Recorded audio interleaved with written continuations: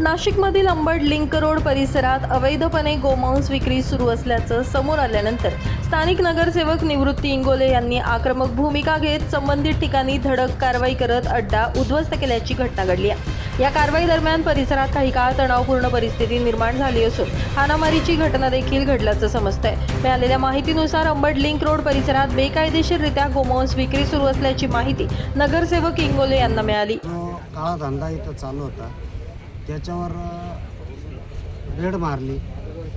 Red मारली असता काही समाजकंटकांनी त्या मुलांवर हात उचलले आणि जे गोरक्षक होते त्यांच्यावर हात उचलण्याचा निंदनीय प्रकार घडलेला आहे। खरं तर आपण सर्वांनी मिळून ही जी प्रवृत्ती ही कुठंतरी ठेचली पाहिजे, हे थांबवलं पाहिजे। याच्यासाठी सगळ्यांनी मिळून प्रयत्न करणं गरजेचं आहे।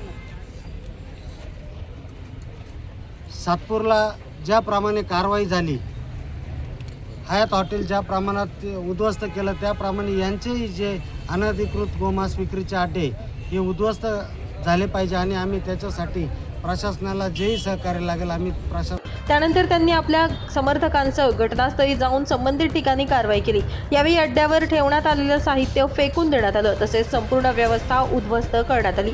दरम्यान या कारवाईला काही व्यक्तींनी विरोध दर्शवला। यामुळे दोनही गटांमध्ये वाद होऊन परिस्थिती चिघळली आणि हाणामारी झाली। या झटापटीत काही जण जखमी झाल्याची प्राथमिक माहिती समोर आली आहे। या घटनेमुळे परिसरात भीतीचं वातावरण निर्माण झालंय। घटनेची माहिती मिळताच चुंचाळे पोलीस ठाण्याचे वरिष्ठ पोलीस निरीक्षक संतोष नरोटे आणि अंबड पोलीस ठाण्याचे वरिष्ठ निरीक्षक जगवेंद्र सिंग राजपूत हे तात्काळ घटनास्थळी दाखल झाले।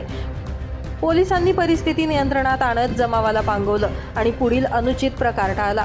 या प्रकरणी पोलिसांकडून सखोल चौकशी सुरू असून अवैध व्यवसाय चालवणाऱ्यांवर तसेच हाणामारीत सहभागी झालेल्या व्यक्तींवर कायदेशीर कारवाई केली जाणार असल्याचं सांगण्यात आलंय। या घटनेमुळे अंबड परिसरातील कायदा आणि सुव्यवस्थेचा प्रश्न पुन्हा एकदा ऐरणीवर आला असून नागरिकांमध्ये देखील चिंतेचं वातावरण निर्माण झालंय।